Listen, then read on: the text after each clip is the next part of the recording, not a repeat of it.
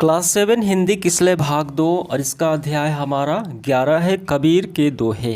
आइए इसके सारे क्वेश्चंस को हल करते हैं। पहले सही और गलत का चयन करना है। पहला है प्रेम की भाषा बोलने वाला ही पंडित होता है। जी बिल्कुल सही है। कबीर दास कहते हैं कि 2.5 अक्षर प्रेम का पढ़े सो पंडित हो, तो ये बिल्कुल सही होगा। दूसरा है निंदा करने वाले को दूर रखना चाहिए। क्या ये सही है? जी बिल्कुल गलत है। कबीर दास कहते हैं कि निंदक नियरे राखिए, जो निंदा करता है, आपकी कमियां बताता है, उसे नज़दीक रखना चाहिए। यहाँ पे कहा गया दूर रखना चाहिए, इसका मतलब बिल्कुल गलत है। अगला देखिए, कोई भी बात सोच समझकर बोलनी चाहिए। जी बिल्कुल सही है, कबीर दास कहते हैं। ठीक है। सज्जन व्यक्ति टूटता जुड़ता रहता है, लेकिन दुर्जन व्यक्ति टूटता है जुड़ता नहीं, कुम्हार के घड़े की तरह होता है। और सज्जन व्यक्ति सोने की तरह होता है, टूटता और जुड़ता रहता है। बिल्कुल सही है। समझ में आ गया? ये तो हमारा पूरा हुआ। इसके बाद देखिए दूसरा, पठित पाठ में कौन सा दोहा आपको सबसे अच्छा लगा और क्यों? तो आपको बताना है। देखिए ये पहले वाला जो दोहा है सबसे अच्छा है, ठीक है, क्योंकि यहाँ पे समय की महत्ता यहाँ पे हमें बताई गई है अपने जीवन में कि समय का क्या महत्व। ऐसे लिखेंगे, सबसे अच्छा दोहा लगा, काल करे सो आज कर, आज करे सो अब, पल में परले होएगी बहुरी करेगा कब। कि देखिए हमें कारण भी बताना है क्यों लगा, क्योंकि इस दोहे में समय की महत्ता बताते हुए कहा गया है। कबीर दास कहते हैं कि जो करना है आज ही करें, अभी ही कर लो, ना जाने भविष्य में क्या होगा, आफत आएगी जिससे तुम्हारा कार्य नहीं होगा। ठीक है, ये समय की महत्ता ये पंक्तियाँ बताती है, ये दोहा बताता है। तो हमारा ये पूरा हुआ। इसके बाद देखिए अगला सवाल तीसरा, कबीर के उस दोहे का उल्लेख हमें करना है जिसमें सज्जन साधुजन और सोने की तुलना एक ही संदर्भ में की गई है। तो हम ये लिखेंगे, सोना सज्जन साधुजन टूटे जुड़े सो बार, यानी सज्जन और साधुजन सोने की तरह टूटते और जुड़ते हैं। जो दुर्जन होते हैं, जो बुरे लोग होते हैं, कुम्हाल की घड़े की तरह उसमें दरार आ जाती है, यानी वो टूट जाते हैं एक ही बार में। तो ये पूरी आपको दोहे लिख लेने हैं। अब इसके बाद देखिए पाठ से आगे हमारा प्रश्न क्रमांक पहला, कबीर के दोहे जीवन उपयोगी और व्यवहारिक शिक्षाओं से भरे पड़े हैं। पाठ के आधार पर इस कथन को स्पष्ट करें।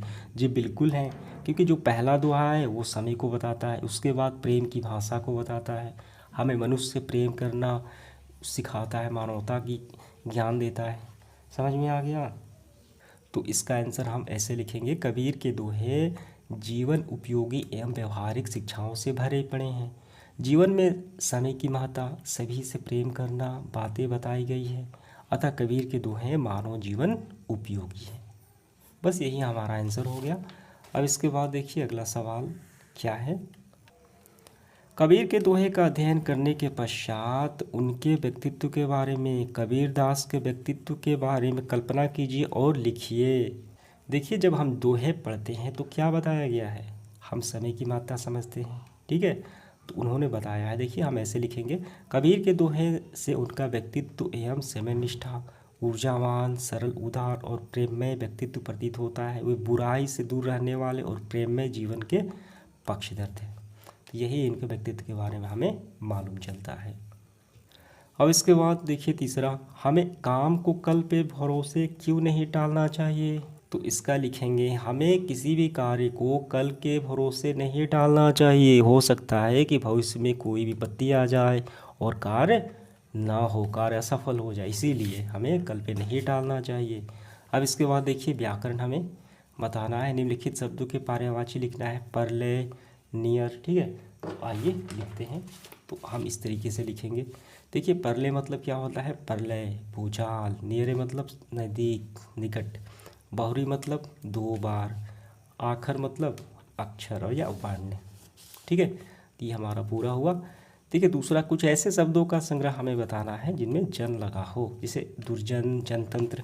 तो हम ऐसे लिखेंगे, साधुजन, सुजन, जनसेवा, जनता।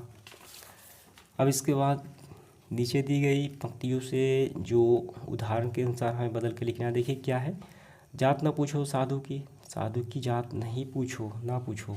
तो वैसे ही हमें देखिए इसका बताना है, मोल करो तलवार का, तलवार का मोल भाव करो, ठीक है। बुरा जो देखने मैं चला, मैं जो बुरा देखने चला, इसका हो गया। समझ में आ गया? तो इस तरीके से हमारा सेशन समाप्त हुआ। उम्मीद करता हूँ सभी आपको समझ में आ गए होंगे। धन्यवाद।